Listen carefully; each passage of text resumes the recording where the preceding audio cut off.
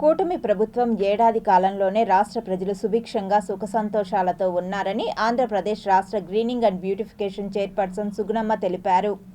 తిరుపతి నగర పరిధిలోని 13, 14 వార్డుల్లో టీడీపీ నాయకులు, కార్యకర్తలు పెద్ద సంఖ్యలో హాజరై ఇంటింటికి సుపరిపాలన తొలి అడుగు కార్యక్రమానికి సంబంధించిన కరపత్రాన్ని అందజేసి ప్రభుత్వం అందిస్తున్న సంక్షేమ పథకాలను అడిగి తెలుసుకున్నారు.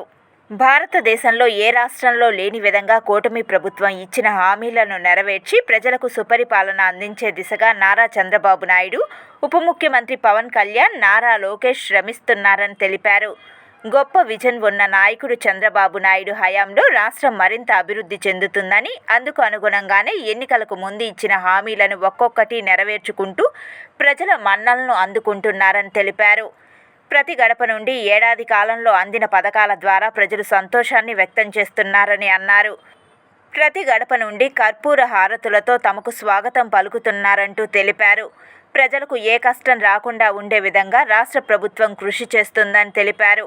అధికారంలోకి వచ్చిన అతి కొద్ది రోజులలోనే సూపర్ 6 పథకాలను అమలు దిశగా ప్రజల ముంగిడికి చేరుస్తున్నారని గుర్తు చేశారు. ప్రజలకు ఏ కష్టం రానియకుండా సొంత సోదరుడిలా కష్టాలను పంచుకుంటూ సమస్యలను పరిష్కార దిశగా కృషి చేస్తున్నారని పేర్కొన్నారు. రాష్ట్రంలో అభివృద్ధి, సంక్షేమం రెండు కళ్ళులాగా భావించి సంపదను సృష్టించి సంక్షేమ పథకాలను ప్రతి ముంగిడికి చేరుస్తున్నారని గుర్తు చేశారు.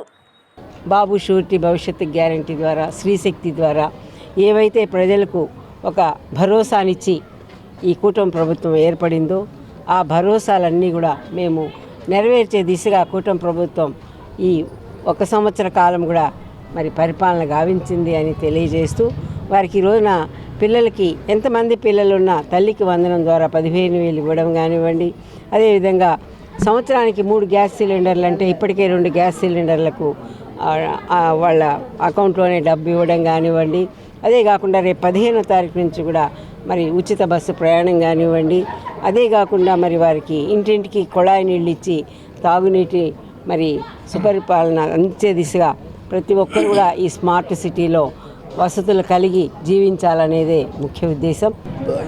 ఇప్పటిదాకా మనం తొలి అడుగేసాము, మళ్ళీ అడుగు ఏ విధంగా పోతుంది, ఈ రాబోయే 4 సంవత్సరాల్లో వీళ్ళ ఆకాంక్షలు ఏంటి, దాన్ని మనం ఏ విధంగా తీర్చగలము అని బేరీ చేసుకోవడానికి ఈ 1 మంత్గా ఈ కార్యక్రమం అవుతుంది. దాని తిరుపతి పట్టణంలో దాదాపు 24 రోజుల నుంచి ఈ కార్యక్రమం నిర్విఘ్నంగా కొనసాగుతుంది. చాలా ఇష్యూస్ మా యొక్క దృష్టికి వచ్చాయి. ఇవన్నీ రాష్ట్ర పార్టీ దృష్టికి తీసుకెళ్ళాము. సో మొత్తాన్ని దాన్ని బేరీ చేసి కాన్స్టిట్యుయెన్సీ వారీగా మనకు ఎన్ని కుటుంబాల నుంచి ఏమేమి ఇష్యూలు వస్తున్నాయి అన్నీ తీసుకొని నెక్స్ట్ 3 to 4 ఇయర్స్లో మన యొక్క ప్రాసెస్ కొనసాగుతుంది. మీరు 5 ఏళ్ళు పాలించి ఏం చేశారనేది మీరు ఏదో ఉత్తుత్తి కార్డులు పెట్టుకొని ప్రజల్ని పక్కదారి పట్టే ప్రయత్నం అయితే చేస్తున్నారు. కానీ ఇప్పటికి మీకు రెస్ట్ ఇచ్చారు. మీరు ఇదే విధంగా కానీ తిరుగుతూ అంటే శాశ్వతంగా కూడా మిమ్మల్ని ఇళ్లలో కూర్చొని పెట్టే పరిస్థితి వస్తుందని మేము తెలియజేసుకుంటున్నాం. అదేవిధంగా దాచుకున్నారు. కానీ ఇంకనైనా కళ్ళు తెరిచి మీరు ప్రజలకి సేవ చేస్తే బాగుంటుందనేసి మేము తెలియజేసుకుంటాం. లేదంటే రాజమండ్రి నుంచి చిత్తూరు వరకు జైళ్ళు ఉన్నాయి, అవే సరిపోవు అనేది మేము తెలియజేసుకుంటున్నాం.